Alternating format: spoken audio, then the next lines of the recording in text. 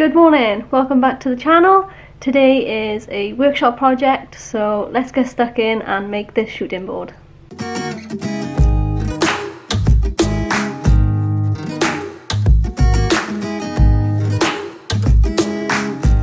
So if you're new to woodworking and you're not sure what a shooting board is, it's simply a jig that helps you plane stock material so that you can get a nice 90 degree or 45 degree on your end grain, and yeah, it helps if you're only using hand tools and you don't have any machinery.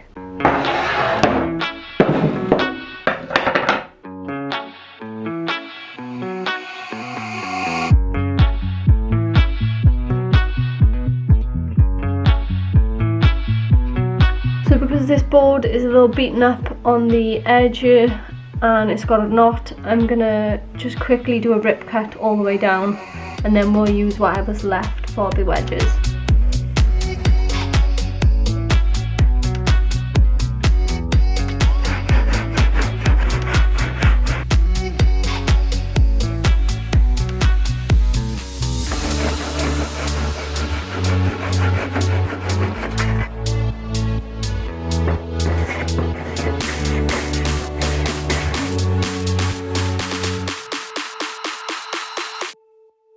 So now that we've got this planed flat and square, I'm gonna do an angled cut through this, and then those two pieces will become my wedge.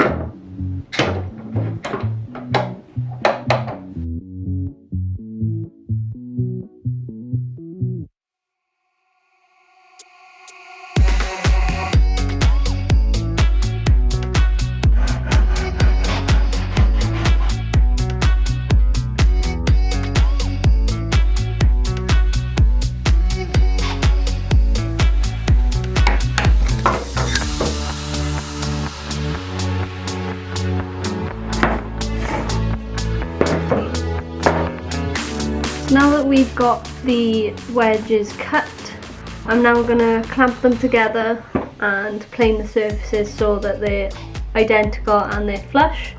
It's not essential, you could just have two different wedges, but I just want to make them the same.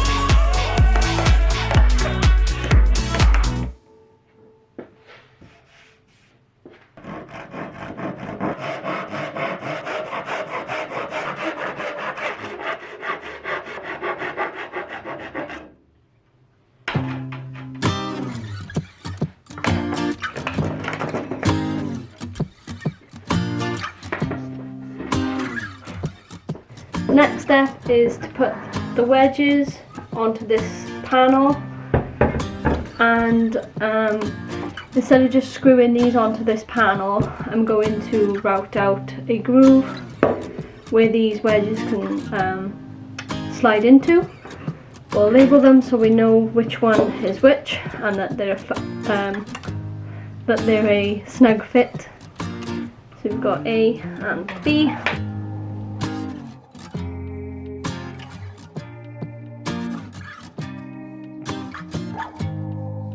I forgot one thing, and that is I'm going to use this offcut. Before we make the grooves for those wedges, I still need to plane this little offcut down, which is from a previous project, but all you need to do is just find a little piece of scrap wood, and then this piece will go along the top edge of this panel. It'll all make sense, I promise, but we need to do this first before we start chiseling out.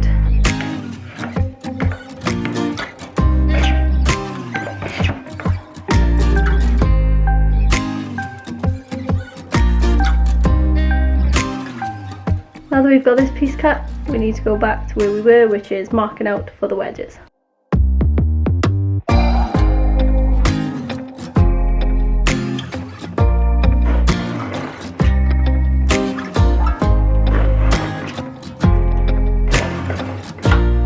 So you should be able to see the knife line now.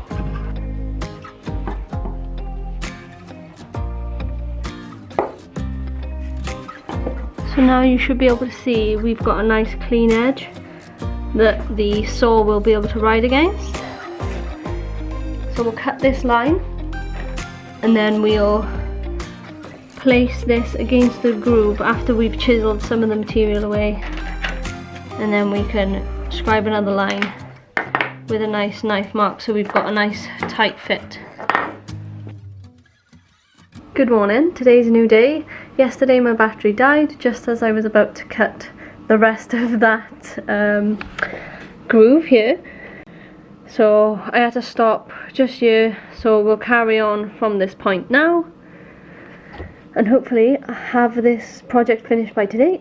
The important thing is to keep the saw inside the knife wall.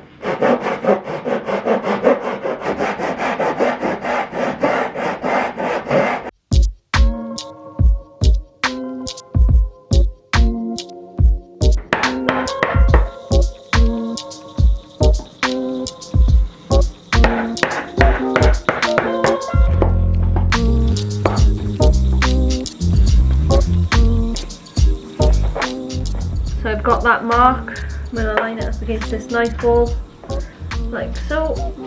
And then we're going to take our pencil and we're going to make a mark.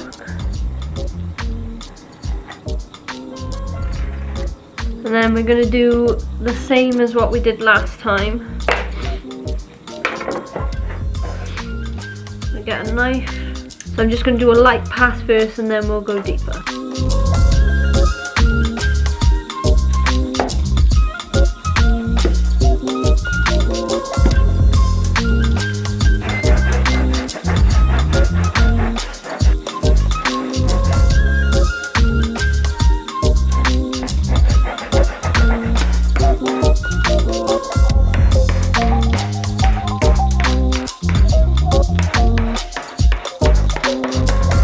So that's about as far as I can go with the chisel, going this way and the opposite way, because I don't want the back of the chisel to bruise any of these shoulders.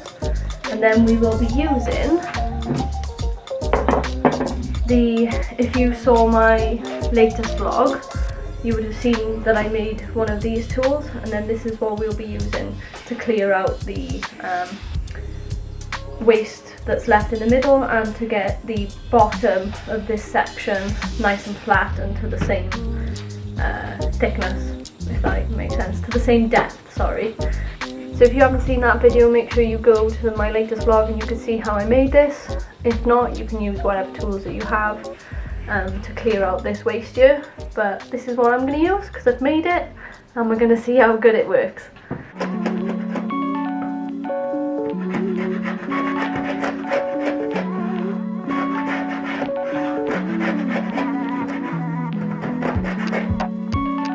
I'll just show you, if you're interested in making one of these tools.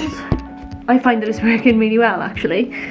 So this is oak, and the shavings that it's producing is really good. Obviously I've freshly sharpened my chisel, but as you can see inside there, the bottom is really nice.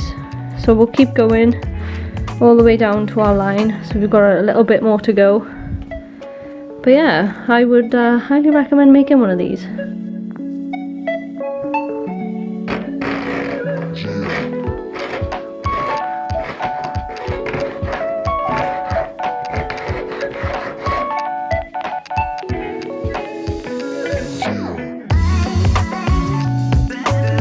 That's the first dado done. time to move on to the 90-degree wedge, which will be done exactly the same, followed by the 45, which will be done exactly the same method. So we'll create our knife wall for the saw blade to rest in. Make sure you keep that saw blade in that groove, don't pop out of it, that's the important thing. Saw down and then chisel the waste out, and then use that little router plane that I made to clear all the waste and get it a nice flat bottom.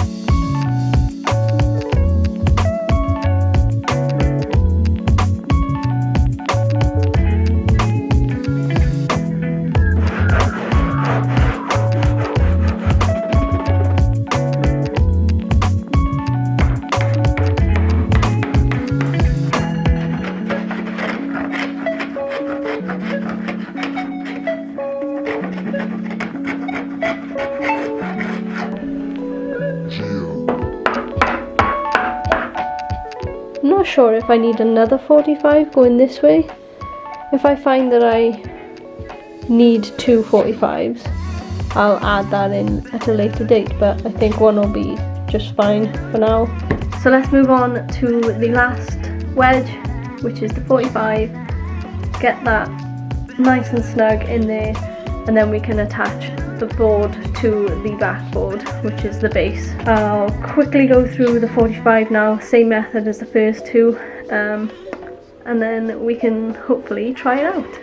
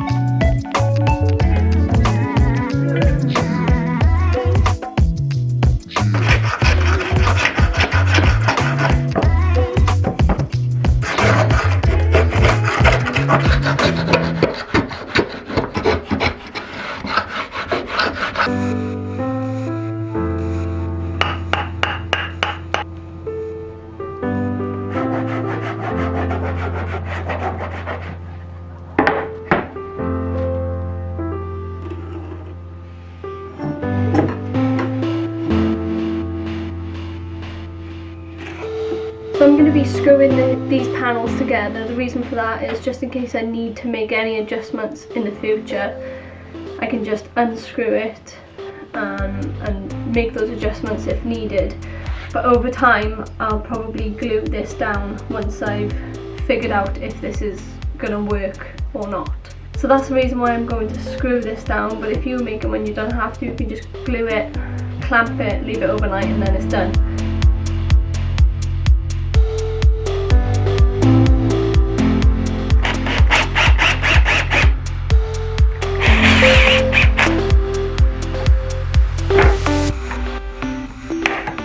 The jig wouldn't be my jig unless I put my maker coin on there. So that's where my coin's gonna go.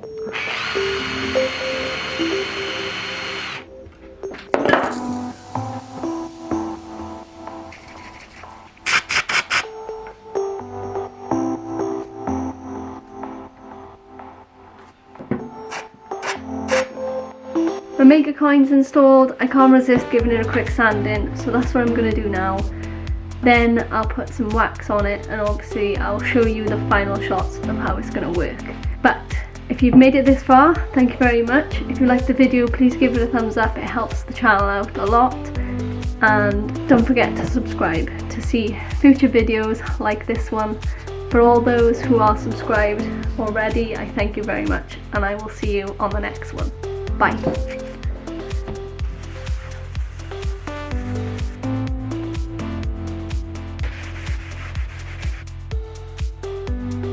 Got a piece of material, I butt that up against the fence, and then I just shoot.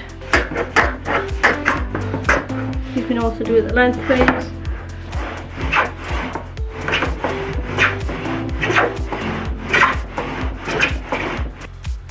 Like so, and then this way will be square too.